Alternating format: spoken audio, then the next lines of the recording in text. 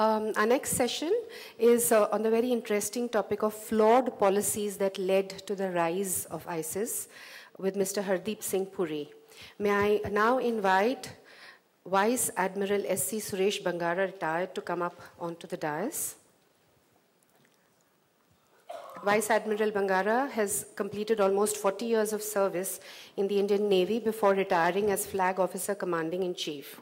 He has held various prominent posts as Vice Admiral and Rear Admiral. He has been bestowed several awards and honors upon him, mention in dispatches for participation in the historic attack on Karachi Harbour in the 1971 Indo-Pak War. He has also been awarded the Ati Vishisht Seva Medal and the Param Vishisht Seva Medal. He was also appointed Honorary ADC to the President of India in 2006. And he has authored several publications. I request Vice Admiral Bangara to introduce us to Mr. Hardeep Singh Puri and take the session forward. Ladies and gentlemen, I'd rather stand and introduce Hardeep because this is a very important subject and I'm going to do a 4-minute introduction. So it also gives me a view of so many ladies who outnumber men here. We are very pleased. So this discussion is because Hardeep has just written a book which has shaken up a lot of people, called The Perilous Intervention, the Security Council and the Politics of Chaos. But he did a tenure there, and this book has become a success because he was our permanent representative at the UN, which is an ambassadorial post, as some of you would know. And that's where he got to understand how the Security Council functions. But it has got this is directly linked with the subject that is given to him. Very briefly, Hardeep was posted in Japan as a young officer, Sri Lanka during the peace accord. Then he went to the UK where he was the Deputy Chief Commissioner, Deputy Chief of the mission, and that is an ambassadorial post. He was then in Geneva as a permanent representative, that's again an ambassador's post. He was also in Brazil as the ambassador. Now, he was educated in Delhi, and he was lecturing at St. Stephen's before joining the Foreign Service. I first heard about Hardeep when he was a young officer in Sri Lanka. He was in Colombo under late Mr. Mani Dixit. Those of you who know Mani Dixit, he was under him, and I was posted in Islamabad under Ambassador S.K. Singh. And so we had to exchange a lot of information without having ever met. And those days, there was no social media, no Google, no pictures. We were faceless diplomats. And therefore, we hadn't come in touch with each other. Fast forward, in 1995, thereafter, Hardeep lands up as the Joint Secretary in the Ministry of Defense when I was steering the naval plans and budget. We hit it off from day one. Being a quintessential diplomat, he had mastered the art of occasionally telling me to go to hell, so convincingly that I had begun to look forward to that trip. But as a seasoned sailor, I was not going to give up. I too had a few tricks up my sleeve, albeit shorn of all diplomacy, but filled with nautical gems. More than a decade later, 2011, we both met at Geneva at the annual conference of the International Institute for Strategic Studies. By then, I had superannuated, and Hardeep was the permanent representative in the UN. So on a serious note, Hardeep's tenure at the UN in 2009-2013 was eventful. Why was it eventful? Because India, for 17 years, could not get elected to the horseshoe table of the Security Council. The Security Council has 5 permanent members who have veto powers. They always veto everything. And then you have 10 others who are elected. So when Hardeep got there after 17 years, he got 187 votes of the 190 members at that time in the UN. And so India got back to the table. And I might add, even Pakistan voted for him. He then held the post of the President of the Council twice, and its Counter-Terrorism Committee for 2 years. That is when he saw the dark underbelly of the decision-making process of the Security Council. And therefore, as Robert Bolano once said, I quote, "People see what they want to see, and what people want to see never has anything to do with the truth," unquote. So, to enlighten us this evening, ladies and gentlemen, put your hands together to welcome Ambassador Hardeep.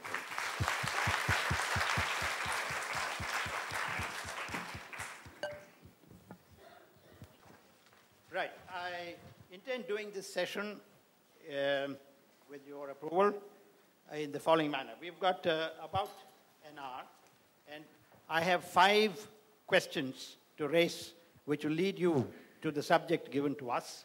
And after that, we'll allow for at least a 15 minutes interaction with the audience. If you're ready, Hardeep, the first one is flawed policies that led to the rise of ISIS is the subject.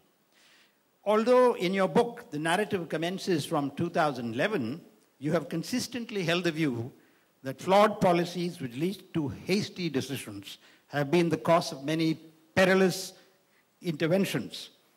Would you walk us through what you have termed as the vicious cycle of perilous intervention? Thank you very much, Suresh. A hydra-headed monster like ISIS or the Islamic State, as it is also referred to, cannot arise autonomously. We have a reasonably good understanding why terror groups come into being. We also have a reasonably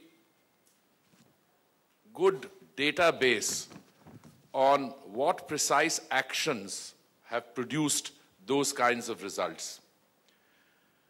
In the case of ISIS, the events that we have to look at are the military action in Iraq in 2003, ostensibly undertaken to look for weapons of mass destruction, which in the final analysis we discovered were not there. That was a flawed narrative.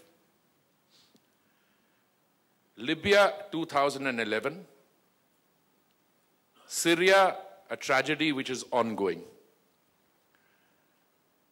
What is the common thread which runs through all this? One, that some of those countries that we are referring to were under brutal, repressive regimes. They did not allow civil liberties to their citizens. Then the outside world decided to intervene, the international community, through a combination of arming of rebels and the use of force. And the result is there for everyone to see.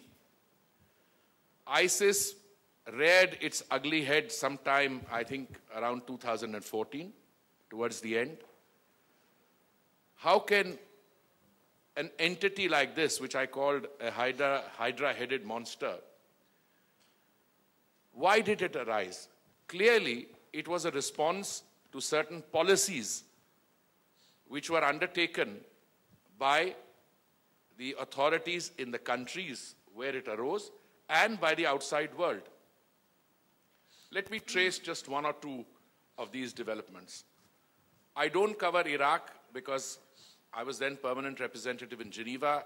I had no access to the decision-making except for what was already and is now in the public domain. But when we came to Libya, I was part of the decision-making in the Security Council, and it was clear as daylight that what we were going to do was to exacerbate the situation. We were not going to improve it. Let me explain. What is Libya as a country? One, it was an assortment of tribes in which a colonel, Muammar Gaddafi, 42 years earlier, had undertaken a military coup and assumed power.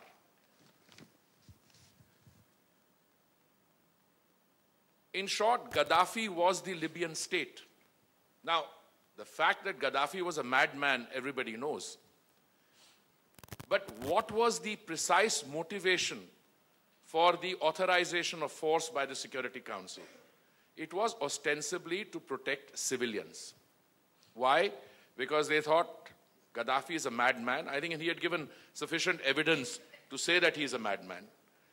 That he was going to unleash an offensive and kill hundreds and hundreds of thousands of civilians. Therefore, if you needed to safeguard civilians, all you needed to do was to create a cordon sanitaire around Benghazi. Instead, we authorized force, and it has resulted in the unraveling of a country. The whole country is completely unraveled, and there's nothing you can do. Come to Syria. Because of what happened in Libya, the Syrian situation got worse. But the answer to that was a United Security Council which should have responded in a united manner, but because the authorization for use of force in Libya was misused, two of the permanent members decided to use the veto, which should never be used if you are apprehending a mass atrocity. Okay, I'm going to wind up this to tell you, make 3 points. One is that domestic situation, if you don't have employment, if you are imprisoning young people and putting them in jail, you are incubating Al-Qaeda and ISIS in your jails. The answer to that is employment, more civil liberty, granting them rights. But instead, what the international community did was, let's find out who can bring this regime down, let's arm the rebels. So the arming of rebels which took place, there are no such thing as moderate rebels or extremist groups. We armed the rebels, and then on top of that, we authorized the use of force. All this together produced ISIS. I have described ISIS as the unwanted child of a neglected operation and a neglected occupation.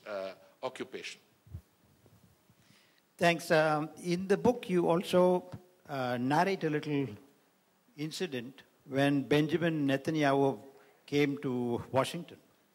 And 1 year before the attack on Saddam, and he actually gave a complete milestone events of how to go about eliminating Saddam 1 year before the event.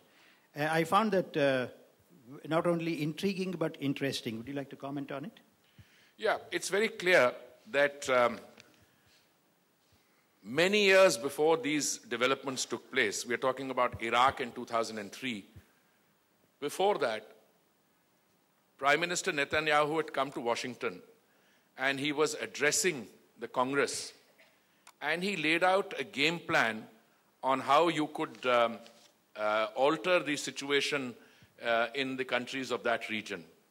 And clearly, he was spelling out a doctrine of regime change. He said, all you need to do is remove one brick here, that one brick being Saddam in Iraq. Then you need to remove another brick, the other brick being Gaddafi in Libya. And of course, he had the third brick in mind.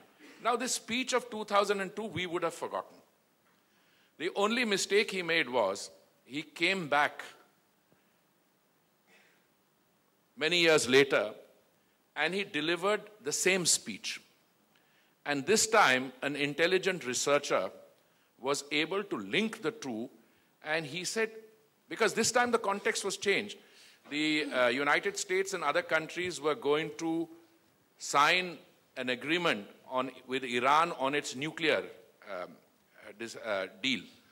Now, he was very keen to stop it. Luckily, the Americans realized that this whole policy of removing one brick here, which is Saddam, had led to a complete destruction of Iraq and the rise of ISIS as part of the sectarian Sunni-Shia divide. And then Gaddafi had been repeated. By that time, people pulled back and said this whole theory of regime change and through external stimulus is not only not working, but has produced unmitigated disaster and chaos.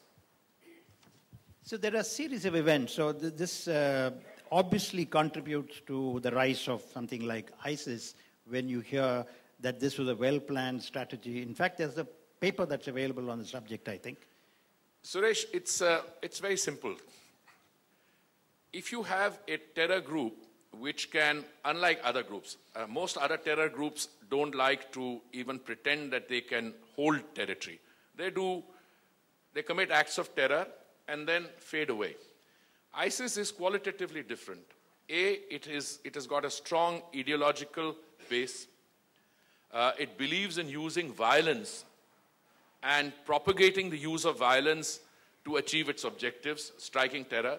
But it also has pretensions of running a state, collecting revenue, performing municipal functions, and so on. Where did it come from? It's quite clear. When Saddam was overthrown, his army was disbanded. The Ba'athist party was disbanded. Where did those people go? They bided their time and they wanted to strike,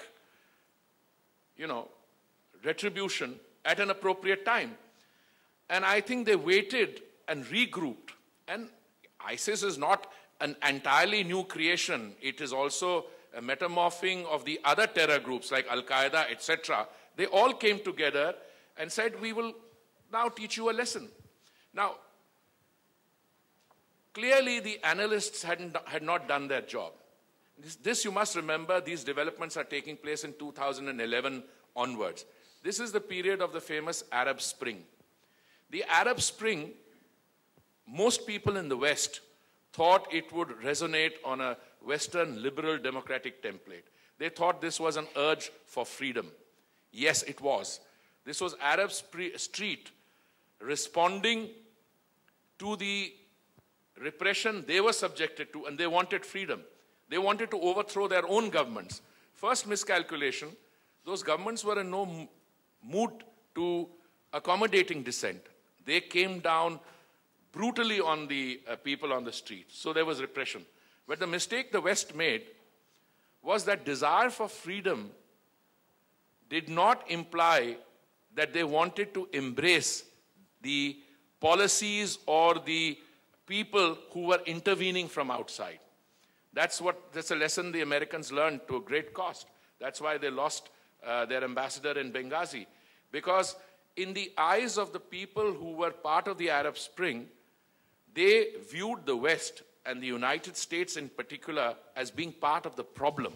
Because the United States and the Western countries, Britain and France, were actually in bed with their own repressive rulers.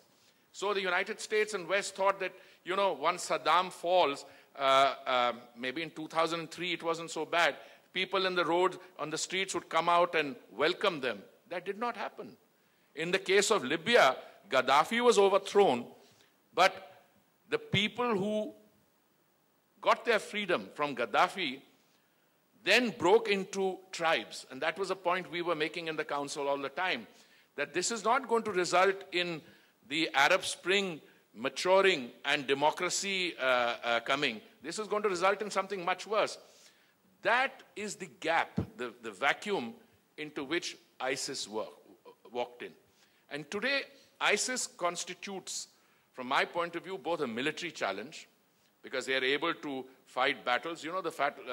Aleppo has fallen recently with great difficulty and at a very high cost, but the battle for Mosul is still going on, and it's been going on for 2 months. So it's not as if, and this is ISIS as a military force. But then there is something else, which I call the ideology. Why are people willing to die? I mean, it's a question I've always asked myself. Why is it? Because, whether you like it or not, they believe in the cause.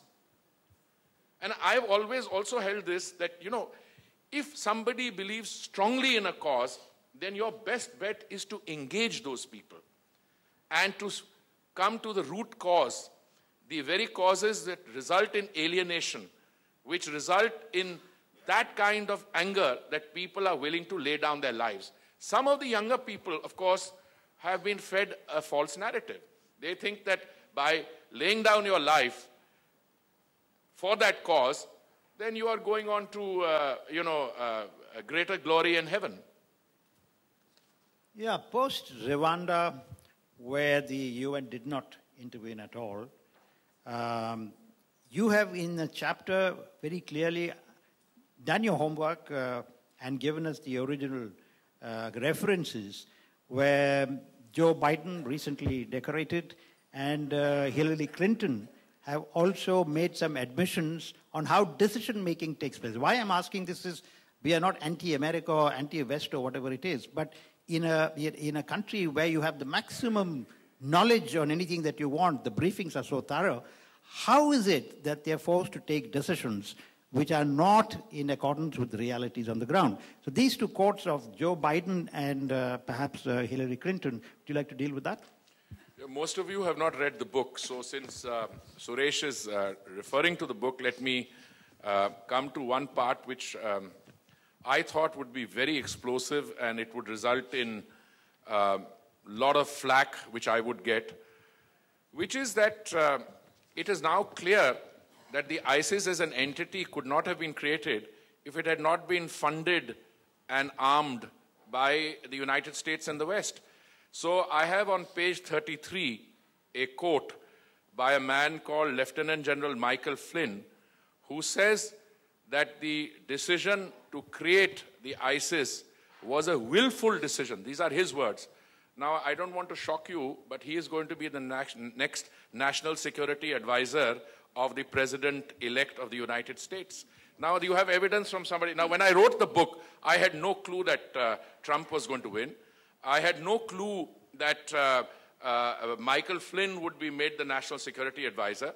When I finished my initial draft, I sent it around to 16 people, and I asked them to preview it. Most of them came back with very encouraging and laudatory reviews, but they told me, they said that, you know, we've known you for a long time, but you're a very courageous man, because this book is going to really startle. Because the dominant narrative then was that, you know, these countries lack human rights, they lack basic other this thing, so the outside intervention is being undertaken in order to remedy the situation. But by the time the book was with the publisher, in April of 2016, President Obama gave a speech to, I think, Goldberg of the Atlantic magazine. And in that interview, which President Obama gave, he started acknowledging the mistakes. So by the time we came to April, the book came out in September, by that time the dominant narrative was beginning to change. Now people don't get startled by what I've written. But at that point of time it was, you know, and we were the people in the Security Council telling them, look, we're making a mistake. Don't go down this road. Therefore, after the first mistake in Libya, in Syria, it went the other way around. Then it was a mistake, I believe, to cast a veto and to stop the violence. Would you say you had the support of the government of India and whatever stand you were taking? Total. I mean, I was the government of India. I was the permanent representative. Yes. So I would not have been able to say, you know, make no mistakes. You talked about 17 years we couldn't get in. No, it's slightly different, Suresh. 17 years earlier, we had fought an election against Japan, and we got trounced. We never recovered from that trauma. So when we had to contest again, I would never have got into that election unless I had the full confidence of the government of India, number one. Number two, Security Council is high voltage, serious stuff. You don't go there and ad-lib or improvise. So any position you take is checked back, and that's why the man is called the permanent representative, because he has the authority to represent the government here. You also had an embarrassing situation of a minister reading the wrong speech at UN? Look, I like the man, so I'm not going to say anything. But, you know, if you appoint somebody who's 78 years old and he's got two pieces of paper in front, but, you know, luckily I was able to correct him after a minute and a half of his speech. But look, this is human. Don't blame the Indian minister. I have been present to see President Obama reading from the wrong teleprinter. So these things will happen. But no one publishes it. No, they published it. Okay. No, this is well known. Actually, when this incident took place this was actually February of 2011, very early in our tenure. And he's such a nice man that we told people that, look, this is a mistake which has occurred. And, in the first 3 or 4 paragraphs of every speech are identical. You say, Mr. President, congratulations on your assuming the presidency. Mr. President, we are delighted that you have chosen the subject of peace and development, and then we are delighted. So when it went to slightly, I said, he said something about 2 members of the Portuguese-speaking community, Lusophony, being on the council. I said, this is sheer genius. This was not in my draft.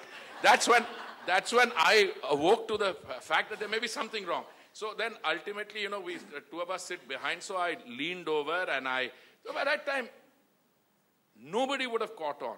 But he's such a nice man, he looked over and said, do I start again? So then he had the other speech. So look, I know. Yeah. Hardeep has always been a great one. He never sits on a chair. He's on the move. No. So he couldn't have got 187 seats by sitting on his chair. And this is what he did in the Ministry of Defense. Things moved because he was constantly moving with us. Well, on Syria, seriously, if ISIS problem doesn't get resolved and the Syrian issue continues to be a thorn in the flesh of those who want Syria to be concluded quickly, what is your prediction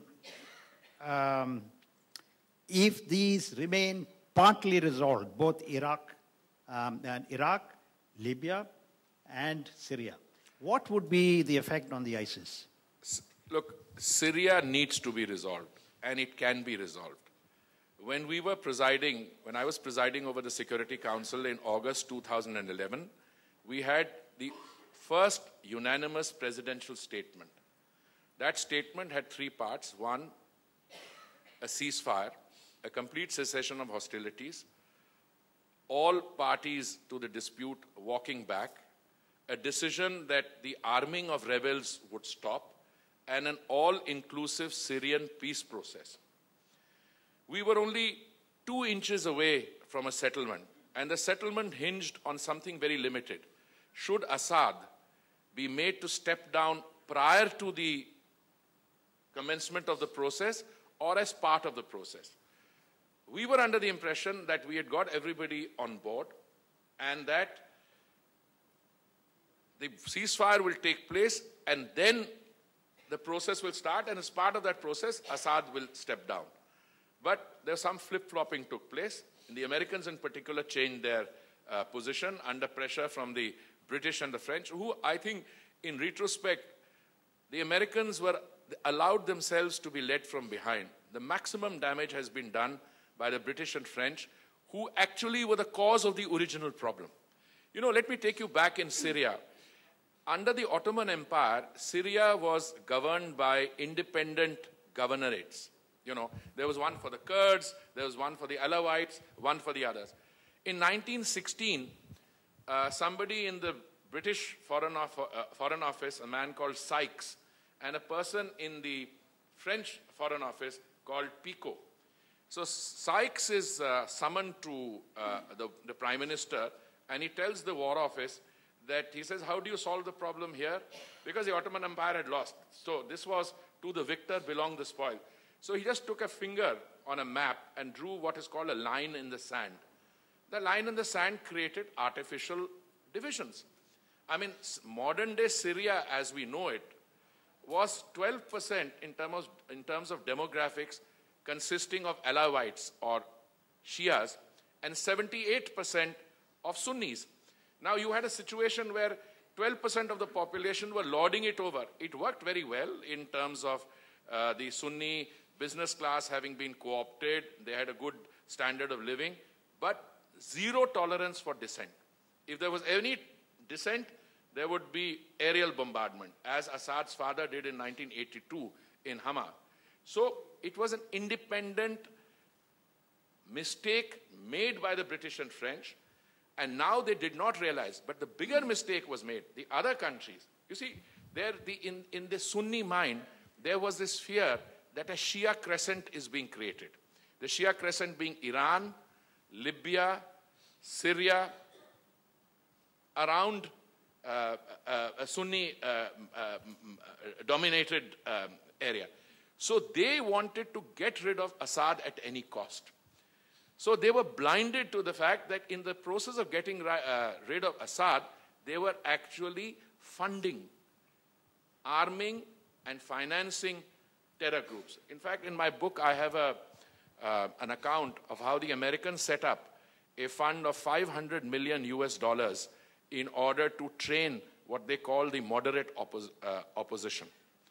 Now, they had to disband the program because after $500 million had been spent and some people had been trained, they discovered to their horror that the guys they trained and armed had actually gone across to the other side. They had gone. So the distinction I keep emphasizing is that there is no such thing as a moderate opposition or a extreme.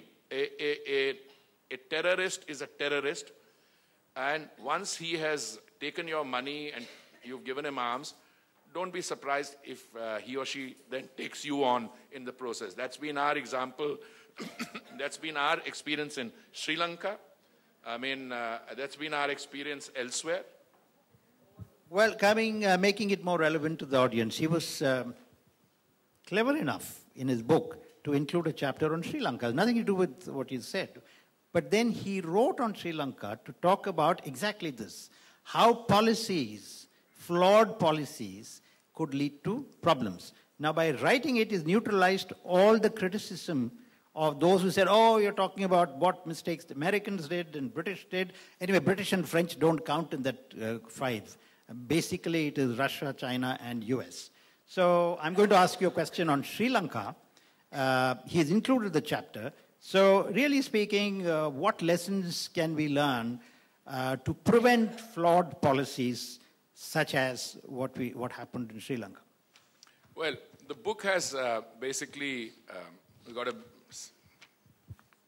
simple thesis that use of force is not desirable, that you should use military force, authorized or unauthorized. You know, first of all, let me make a simple distinction. You are allowed to use force only if you are under attack. That is, you can use force in self-defense. That is the rules of war. The other is if the Security Council authorizes it. If the Security Council does not authorize the use of force and you are not being attacked, then you're on the wrong side of international law. Pardon me, the Security Council also has some 4 criteria to assess. No, they will have a discussion and they will make a determination whether what you say constitutes a threat to international peace and security. I mean, if you have a human rights violation taking place in Cambodia, that may not be a threat to international peace and security. So you need to make a determination. But what happens here is that this use of force invariably has led to unintended consequences. But the worst part is that if you're using force and simultaneously also violating international law by arming rebel groups, then it's a toxic combination. And I have found that wherever you have armed rebel groups, you have come a cropper. And I'm afraid in Sri Lanka, the policy of arming or training the LTT or the other groups was a flawed policy. I was a young officer then, a first secretary, a counselor. I am not going into details because I don't think it's worth it to say what we internally were saying at that point of time. I have also not used any material other than what Mani Dixit had put in his book. So I have again stuck to what was already in the public domain. But yes, I think if you wanted to arm rebels in Sri Lanka, then you might have wanted to do something else.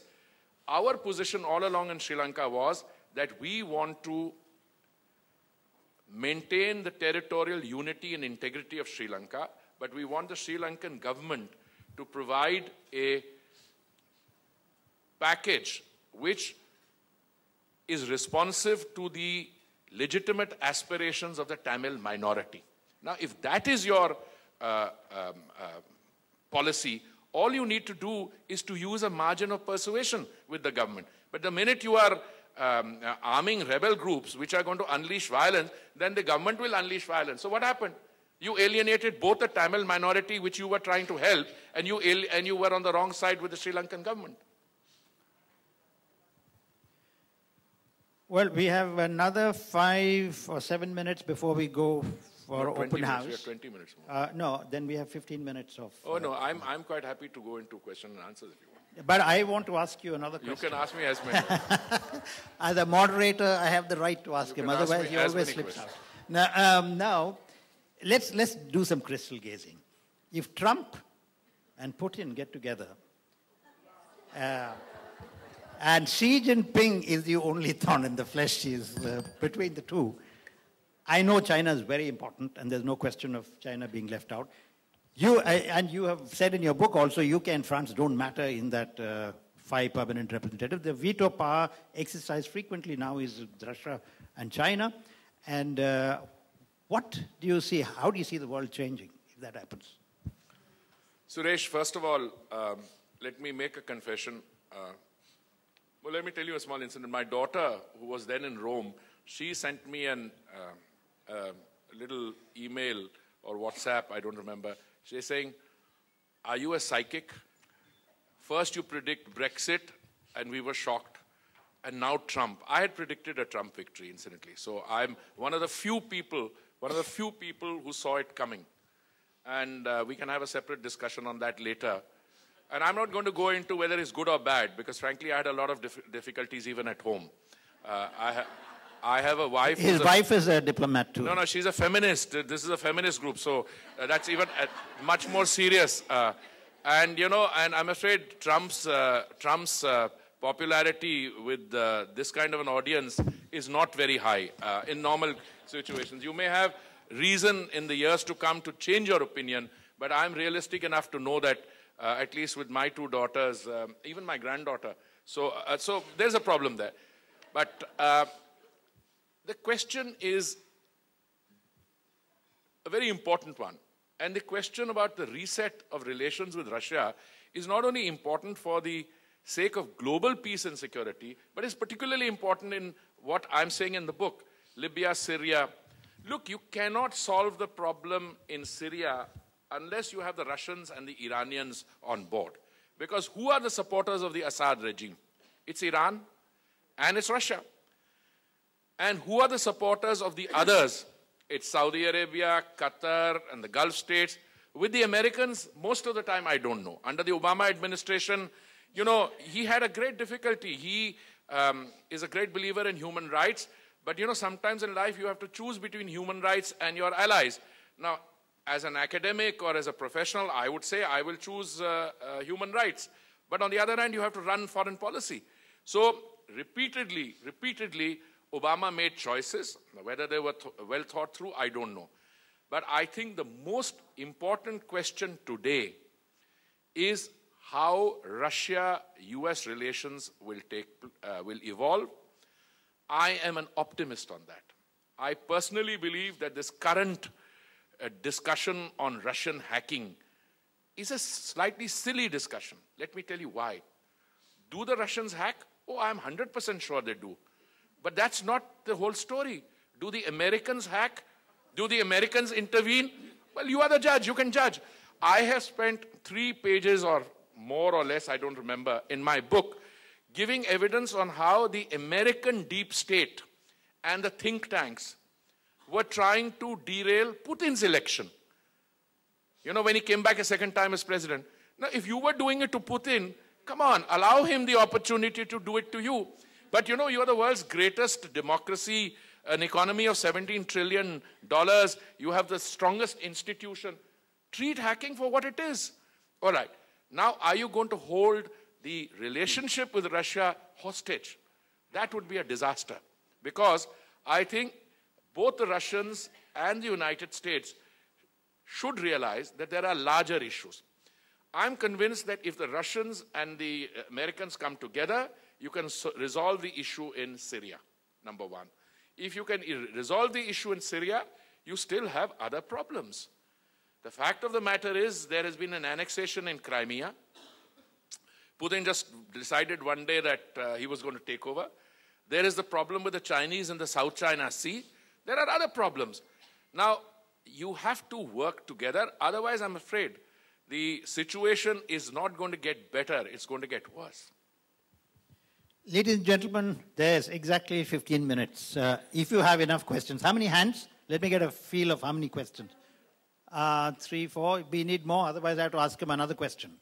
So the choice is between my asking. All right, I think you got a few hands going up. Can we start with this? And a young man there, yeah, please. You get the first choice. Yeah, there's a very young man there. Yeah. No, they've got mics. No, I normally don't need a mic. So no, but you have to be, you're recorded. So you need to speak into the mic. Thank you for your input. I just wanted to ask about the power vacuum that's being created in Syria, because Assad is gaining power in Aleppo when Aleppo has just fallen, and the rebels are losing land because of Russia's intervention and the United States being kept up in foreign policy.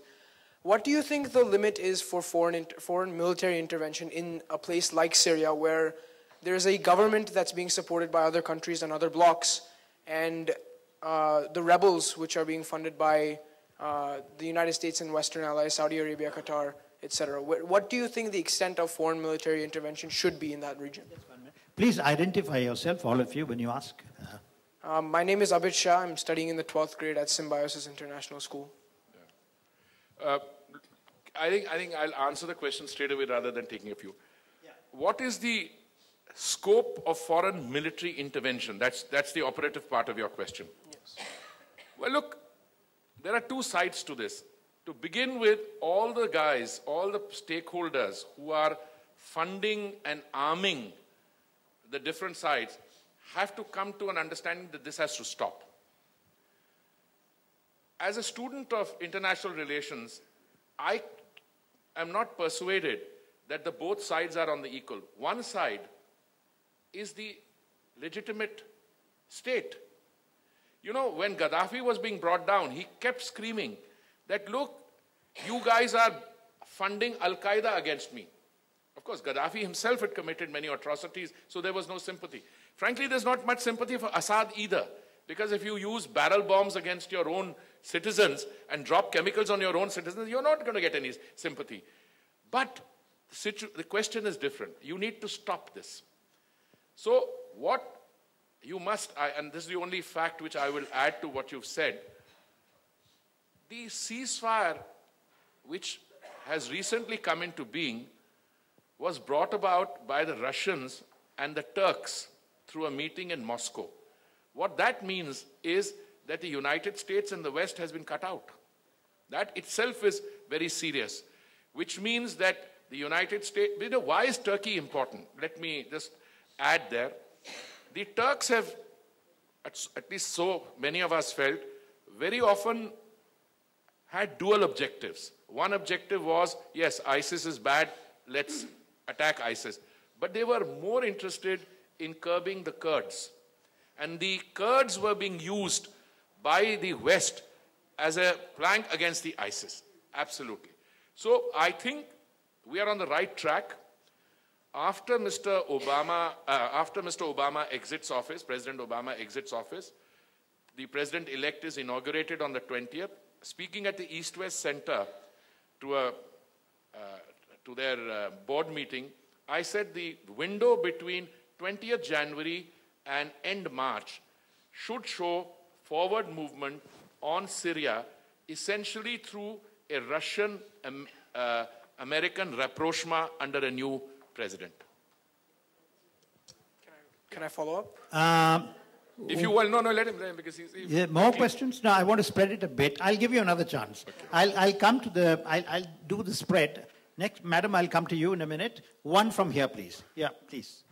Yeah, my name is Amit Rawat, and first of all, congratulations to Ficci Flo for organizing an event of such a kind and with various panel discussions. I know it's the first day, and we have many more interesting sessions. It's always nice to see a man who has donned the uniform, because I come from an armed forces background, not only in this generation, but for hundreds of years. And always a pleasure to hear you, because you've been a top diplomat. and I would say the 21st century Nostradamus, based on your analytical thinking and derivation of what you predicted so far. My question is, in the 19th century, we had just after India's independence, we saw the rise and flow of the Cold War that ended. In your opinion, that Cold War has taken another form wherein in the next few decades we saw, as you mentioned, suppression of civil liberties, ideologies being divided left, right, and center, from the capitalist communist versus to something related to Shia Sunni, something related to Protestant Catholic, across the world, dictators, democratic. Has that spilled over and mapped into a form of the hydra that you call as religious ideology, inclination? So is that the mapping that we can derive from the last century to this one? No, even at the risk of simplification, I'll be very short. I think much of the analysis and the narrative that we are getting is a flawed narrative. It's not so simple. What has happened is that technological advances and the explosion of information which is readily available, not all of it is genuine information as we heard in a previous session, but we were being fed a certain narrative. That is the Western liberal democratic order. I'm giving a lecture on that at the end of the month. You know, Francis Fukuyama, 25 years ago, wrote an article, you know, which he talked about end of ideology. He said now, basically, the dominant ideology is globalization, it is human rights and free trade. I think he made some crucial errors in that. Trade, especially after the Uruguay round of multilateral trade negotiations, expanded. But it did two things. One, it produced inequality within countries. And Brexit and Trump are a byproduct of that, number one. Number two, this narrative also did not take into account the angst of people. You know, if you have a good trade agreement, that trade agreement, if it results in loss of jobs, then it's not a good trade agreement. Because if you are in a democracy, you've got to get elected. And the people who elect you are now equipped with something which 50 years ago was not there, which is instant access, social media, great power of mobilization. You don't actually have to start a political party now. If you can get 10 guys who are tech savvy and can lock them up in a room and you feed them good lines to take, you will have a situation in which you can create political turmoil because you can set a narrative. So what we are witnessing is that narrative has been questioned. But, you know, this will require a longer discussion. I have to go to this end now. Yes, ma'am. Good evening. My name is Gauri. I just want to know how much of all this discussion on one side and is the business of America, Russia, China, Britain and France is the sheer economics to control the oil, gold, diamond, drugs and weapons. So can you just, it's like the other side of the coin where it's all the business for them. So is it true? Gauriji, I can tell you, first of all, let's look at the business. The Americans are a $17 trillion economy. The Chinese are about 11 or 12. The Russians, less than $2 trillion. So the only economies which matter on this scale is the American one and the Chinese one. Now there's always been a dilemma. The American industrial military complex wants to sell weapon systems, as do the others, as do the French, as do the British, as do the Russians. But somewhere you have to balance that urge to make money through sale of weapon systems with the requirements of peace and security. If that process goes beyond the tipping point and countries fall apart, then you are endangering survival. So yes, some of it is the desire for domination. Oil is not always, does not provide an answer. Some of it is due to, anguished introspection. Last time, when there was mass atrocities in a place called Rwanda, the international community did not take notice. Why? Somebody said, because Rwanda doesn't have oil. No, there are other complicating factors. American soldiers had been dragged through the streets in Somalia, so they didn't want another involvement. So Susan Rice told me this time, he said, if we are ever to face a problem of the likelihood of a mass atrocity, and we have to choose between an act of omission or an act of commission, this time we won't make a mistake. This time we will actually act. So it's a very complicated situation, and I don't think there are any simple answers. Madam, your turn now. Your turn, yes. Just a very short question. You talked about that Trump and Putin may get together. I've also heard that Trump, Putin, and Modi may get together. Now, is there a chance of that happening? Oh, absolutely, in terms of personal chemistry. But look, I have no doubt that all three of them are charismatic personalities in their own right.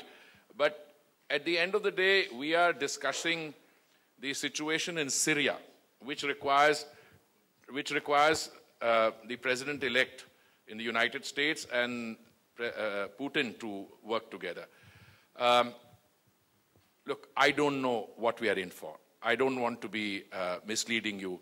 You cannot find out about the kind of foreign policy that you're going to get in the United States. And I live in New York and I study it on a more regular basis, because one of his appointees for climate change is somebody who's against the Paris Accord. In the case of Secretary of State, he has somebody who has actually had very good business dealings with the Russians. Then based on half a dozen tweets and other things, you don't know what policy is going to be. So let's hold judgment on who all can get together. If you listen to the testimony of his appointees, which I've been doing in the last 2 days, they have actually deviated from his line on Russia. And many of them are actually talking in terms of taking a tough line on issues like hacking, etc. So I don't know what the situation will be. I mean, I think, you know, we say a lot of things, rather political people say a lot of things before an election. Once you are elected, then the dynamic of the deep state and the reality, you know, as they say in our own language, aate dal ka bhav pada lag jata uske baad. Once you have to exercise power. Hi, I have a question. Actually, there are many questions. Okay, last one. Son, I'm sorry, I promised you, but there are too many questions. Hi, I'm you can meet Hardeep later. Madam, before you, there was a gentleman behind you who had raised his hands. No, he doesn't want? Then you can, this is the last question, please. No, I would not take a lady's want us right. to shut down. Please go ahead. My question is, what is your take on the German open door policy that Merkel has put into place? And is that in itself a problem for Europe in instability right now? No, she's already gone back on it. She has, but they still have a lot of influx of the refugees. No, I'm glad you asked that question, because that is really the heart of it. I call them desperate migrants, not you know, voluntary. Or these are people who have been uprooted from the countries where they were living because of the use of force and you know, these perilous interventions which I cover in the book. So they have had to leave. They obviously have to find, they have to be accepted by someone. So you see a complete disconnect between the causation and what is being done to provide them relief. Now, Angela Merkel started off by wanting to welcome them. But then there was a massive reaction domestically. So she set out the policy and then she had to go back on it. But don't just look at what Angela Merkel has done, because I think it was a good try. You are going to get elections now soon in the Netherlands, in France, in other parts of Europe. Therefore, the right-wing movement, you could, you know, when, it's not the dominant narrative, but people say that Marine Le Pen could be elected in France. And she holds Donald Trump out to be one of her role models. So we don't know what kind of narrative is going to emerge, not only in the United States, but in other European countries, and especially countries which have been in the forefront of human rights, minority rights, etc. So we are actually entering what I call dangerous terrain. Right-wing. Ladies and gentlemen, we have done a job because we are professionals, but you have been a fantastic audience. Nevertheless, give them a big hand, please. Thank you. Thank you.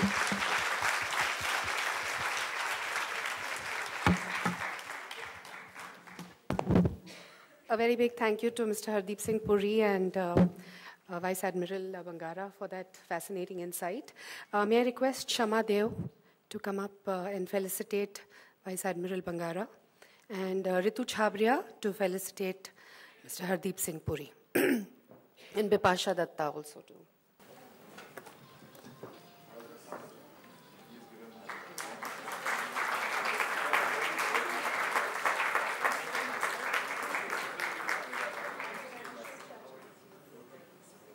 Good afternoon, sir.